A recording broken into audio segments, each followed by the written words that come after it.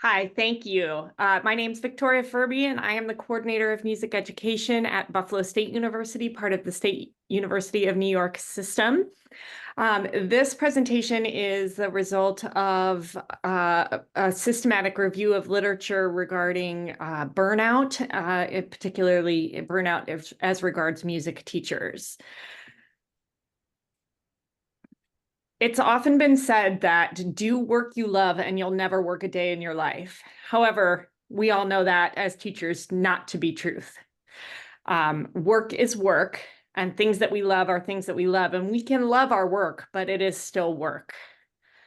It is important for music teachers in particular to remember why they became music teachers and what their goals of being teachers are. Simon Sinek, in his book, What's Your Why, has created this golden circle of how to determine what it is, why it is that you do what you do. And what he has determined is that every organization on the planet, teachers, educators, businesses, every organization on the planet knows what they do. They sell certain products, they deliver certain services. Some organizations know how they do what they do. They are things that set them apart or make them special. But in particular, very few organizations know why they do what they do. And a lot of teachers don't necessarily spend time thinking about why they chose to become teachers. And in particular, music teachers don't necessarily spend time thinking about why they became music teachers. Determining your why, knowing your motivation and inspiration for being a teacher has to do with first identifying your values and your strengths. Values are core beliefs about what is important in your life. Teachers often will articulate values as things like being compassionate or caring, or wanting students to be educated members of their community. In addition, music teachers also need to identify strengths, things that they are intrinsically good at or that they have worked to become good at. Music teachers might say things like, I'm very good at performing on my instrument, but I'm not necessarily great at imparting information to my students. Or other music teachers might say that they're excellent at imparting information, but they never really wanted to be a performer. I certainly fit into that group of people. I never wanted to perform. I always wanted to only be a teacher. When writing out a why statement, teachers should write out, I am a music teacher to blank, some verb, in order to make some difference or change in the world. Here are some sample why statements. I became a music teacher to give there's your verb, give opportunity to low-income students in order to show them that they are valuable and can contribute positively to their community. I became a music teacher to inspire students to make beautiful music in order to make a lasting difference on the musical landscape of my community. I became a music teacher to inspire musical development and creativity so that there are more well-rounded, creative, empathetic human beings in the world. Taking the time to develop your why statement as a teacher will help you to rediscover your motivation. Following the COVID-19 pandemic in the United States, music teachers are reporting burnout at an exponentially higher rate than before the pandemic. Many teachers had spent years and years developing their programs, building their choral and instrumental high school programs, only to see them decimated during the pandemic because students couldn't play or sing together in groups. This has led to mass teacher shortages, particularly here in New York, and has led to a lot of music teachers struggling to define why they are still music teachers. So coming up with that why statement can help people to rediscover their love for teaching. Music teachers are particularly susceptible to burnout because they work outside. A lot of times they work outside of the school day. They put concerts on in the evenings and afternoons. They're constantly asked to provide entertainment or performances at different events during the school day. Many music teachers will choose to do extracurricular activities, including directing the musical or having jazz band before or after school. And so they are susceptible to burnout because they have not yet learned how to develop boundaries and to decide what's important to them. So after they have rediscovered their why, the next skill in bouncing back and rediscovering their joy of teaching exists in defining boundaries. And there are two separate ways to avoid boundaries through avoid burnout through setting boundaries. First of all, burnout is defined as a response to unhealthy boundaries, right? So we allow people to take over our lives, asking us to do things. And music teachers tend to be compassionate and loving people, and so like to say yes instead of saying no. Different boundaries to set for music teachers include boundaries within themselves, what they will allow themselves to do and not do, with their colleagues and their bosses, and also physical and emotional boundaries, where what they'll take on in terms of their own personal empathy. In order to define boundaries within themselves, music teachers first have to be thoughtful about what they're hopeful for in their career paths. In particular, musicians tend to be perfectionists. Spending 3 or 4 hours in the practice room a day as an undergraduate student will lead you towards the skill of perfectionism. When I interview potential music education candidates, I often ask them, what are 2 things that you do really well?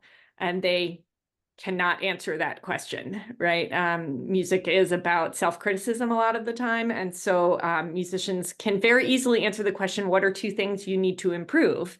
But answering the question, what are 2 things that you need to do well, can be very difficult for musicians. And so being able to release the idea of perfectionism that is instilled into musicians from an early age is something that is very important to being able to set boundaries. Also, setting time limits is something that musicians struggle with. Spending hours in the practice room, spending hours in ensemble rehearsals, often trains future music teachers to neglect their own health in terms of meeting a specific goal.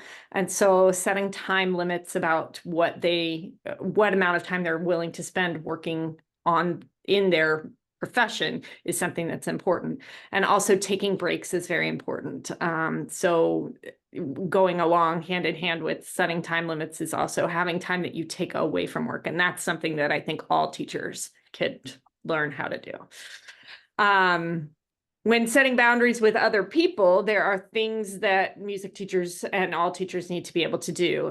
The first is to release being viewed as being perfect by other people. So in the same way that we look at ourselves and want ourselves to be perfect, we also have to look at ourselves and realize that it's okay for other people to see us as less than perfect. And a lot of times it's really good for students to see teachers as being less than perfect. That way they know that they are free and capable of making mistakes. Choosing the appropriate opportunities, things that are going to adequately advance your career, adequately make you work with other people, finding the right coworkers to work with, and prioritizing relationships over outcomes are all things that can help people to set boundaries at work. Some guidelines about when people should say no. When to say no is if you feel uncomfortable, if you feel that you're doing something because you feel guilty about it or that you feel obligated to do it, then you should not do it. It should be something that you do because you want to do. Even if those other 2 things are not true, if you are overwhelmed, if you have already committed to other things, or if the request crosses your professional or personal boundaries. A lot of times you have to teach people how to say no. So here are some ideas about ways that music teachers could say no in a situation and still maintain respectful and healthy relationships. Sadly, I have something else going on. I wish I were able to. Unfortunately, I already have plans, maybe next time. And then the one that we all have the hardest time saying is no, thank you, but that sounds lovely. Just saying no is allowed sometimes. The other thing that teachers struggle with, in addition to setting boundaries, or that goes hand in hand with setting boundaries, is developing a work-life balance. And here are some ideas that have been gleaned from the literature about how to develop work-life balance. Number one, know it's personal. Your work-life balance will look different than everybody else's work-life balance. And some people are content. One of my colleagues is content to be at school every day, even on Sunday. Some people are not content to be at school 24 hours a day, 7 days a week. And your work-life balance starts with your values. In the same way that you know your why for work, you should also know your why for your family and your social obligations and your friends. And defining your values in those areas also helps you to set boundaries. Narrowing your focus can help to help you with work-life balance. What are you making time for? Are you seeing friends that you're not really that bothered to see? Are you doing work product activities that you're not really passionate about? Think about what tasks can be shared, delegated, or skipped altogether. Oftentimes, there are things that music teachers do that could very easily be farmed out to students. I've spent the last year farming out cleaning up the music library at my campus to my students, and they're very happy to do volunteer work, and I'm very happy not to clean up the music library. Request changes at work, ask your supervisor about options if you're feeling overwhelmed. Honor your productive time of day. If you're somebody who does your best work in the morning, then you schedule your most important tasks in the morning. Create tangible boundaries. This is why these two things go hand in hand. I'm going home at 5 o'clock every day, no matter what. Or I have to work this Saturday because we have a concert, so I'm not working Wednesday evening. Creating tangible boundaries about the number of hours that you're going to create. That also counts with ending your workday. And some ideas to actually feel like you're ending your workday when you're working in a virtual setting include putting the computer away, changing your clothes, not answering emails at 10 o'clock at night, all things of which I am guilty, and making sure that you have a difference between your work life and your home life. Put good stuff on your calendar. Don't just put work on your calendar, but make sure that you're scheduling time to go to the gym, have lunch with a friend, go on trips, all of those things. Use your days off. This is something which all teachers are guilty of doing. Sometimes it's easier to go to work than it is to write a subplan. And so using the days off is very important. Working in bursts, doing a half an hour and then taking a 10-minute break, working for a half an hour and then walking away for a half an hour and doing something pleasurable.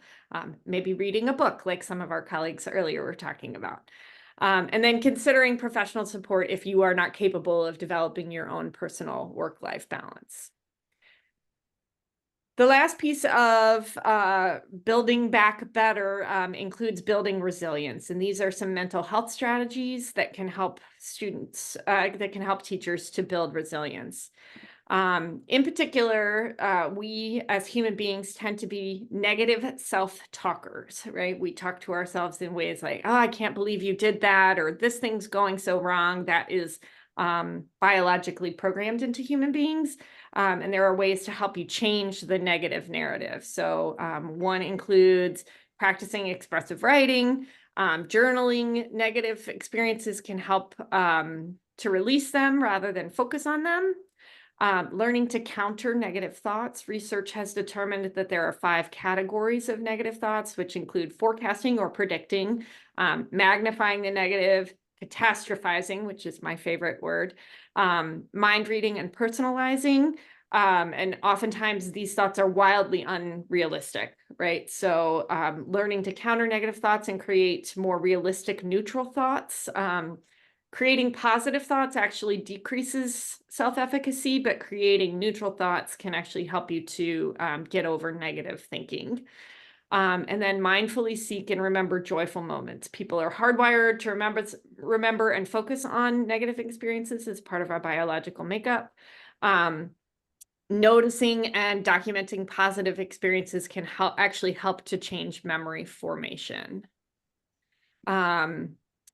Facing your fears is also something that music teachers need to learn how to do. Identify whether facing your fears will lead you closer to living more closely aligned with your values, and then exposing yourself to your fears, small bites at a time.